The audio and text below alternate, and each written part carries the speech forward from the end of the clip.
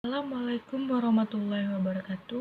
Saya Delvi Azaria dengan NIM C1C018201. Di sini saya akan menjelaskan materi tentang aspek perilakuan pada akuntansi pertanggungjawaban. Akuntansi pertanggungjawaban. Yang pertama, pengertian akuntansi pertanggungjawaban. Akuntansi pertanggungjawaban merupakan istilah yang digunakan dalam menjelaskan akuntansi perencanaan serta pengukuran dan evaluasi kinerja organisasi sepanjang garis pertanggungjawaban. Yang kedua, informasi akuntansi pertanggungjawaban sebagai penilaian kinerja manajemen pertanggungjawaban.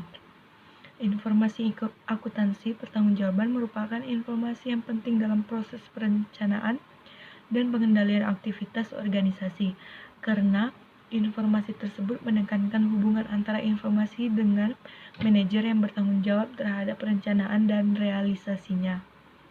Yang ketiga, informasi akuntansi pertanggungjawaban memungkinkan pengelolaan aktivitas. Dengan menyajikan informasi biaya yang dipisahkan ke dalam biaya penambahan dan bukan penambah nilai, manajemen dapat yang pertama memperoleh informasi biaya bukan penambahan nilai yang menggambarkan besarnya pemborosan yang sekarang dialami oleh perusahaan dalam memenuhi kebutuhan konsumen. Yang kedua, memperoleh biaya-biaya bukan penambahan nilai yang memungkinkan mereka memusatkan pengendalian mereka terhadap aktivitas bukan penambah nilai. Yang ketiga, memperoleh informasi biaya-biaya penambah nilai yang memungkinkan mereka melakukan penyempurnaan efisiensi aktivitas penambahan nilai. 4. Jenis-jenis tingkat pertanggungjawaban. Yang pertama, pusat biaya. Yang kedua, pusat pendapatan. Yang ketiga, pusat laba. Dan keempat, pusat investasi. B. Perkembangan sejarah akuntansi keperilakuan. Istilah akuntansi keperilakuan merupakan suatu bidang baru yang secara luas berhubungan dengan perilaku individu, kelompok, dan organisasi bisnis, terutama yang berhubungan dengan proses informasi akuntansi dan audit. Istilah akuntansi keperilakuan merupakan suatu fenomena baru yang sebetulnya dapat ditelusuri kembali pada awal tahun 1960-an, walaupun sebetulnya dalam banyak hal riset tersebut dapat dilakukan lebih awal. Riset akuntansi keperilakuan meliputi masalah yang berhubungan dengan yang pertama, pembuatan keputusan dan pertimbangan oleh akuntan dan auditor.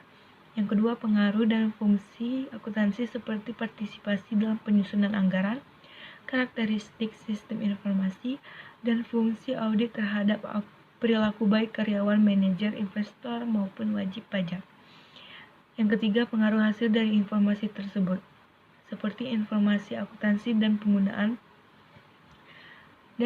penggunaan pertimbangan dalam pembuatan keputusan. Yang ketiga, aspek-aspek perilaku dalam organisasi. Berbicara pengertian perilaku organisasi, banyak ahli memberikan definisi.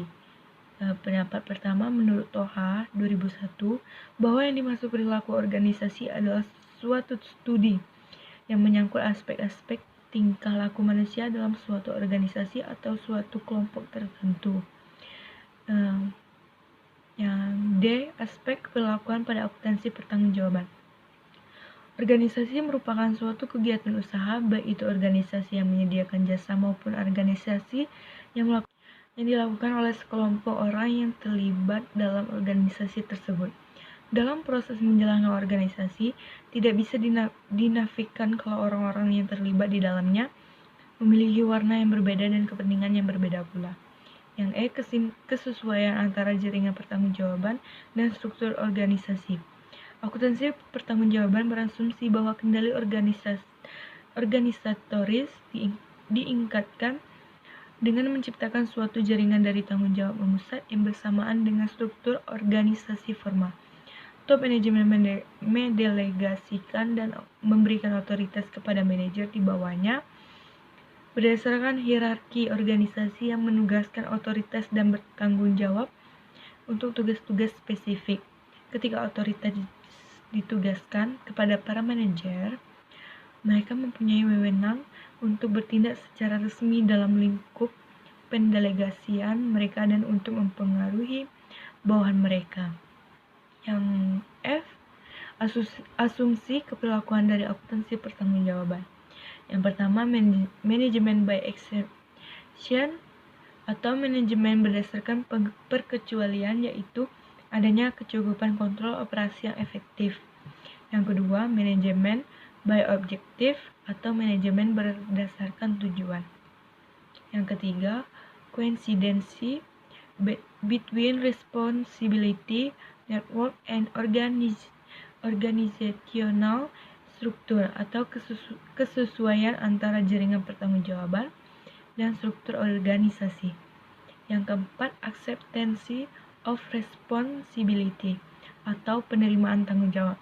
Yang kelima, capability of inducing cooperation atau kapasitas untuk mendorong kerjasama. G. Korelasi jenis-jenis pusat pertanggungjawaban dengan struktur organisasi. Berbagai pendekatan tersebut dapat diklasifikasikan sebagai struktur vertikal dan horizontal. Beberapa struktur organisasi meliputi yang pertama vertikal struktur, yang kedua horizontal struktur. Terima kasih, demikian materi yang saya sampaikan. Wassalamualaikum warahmatullahi wabarakatuh.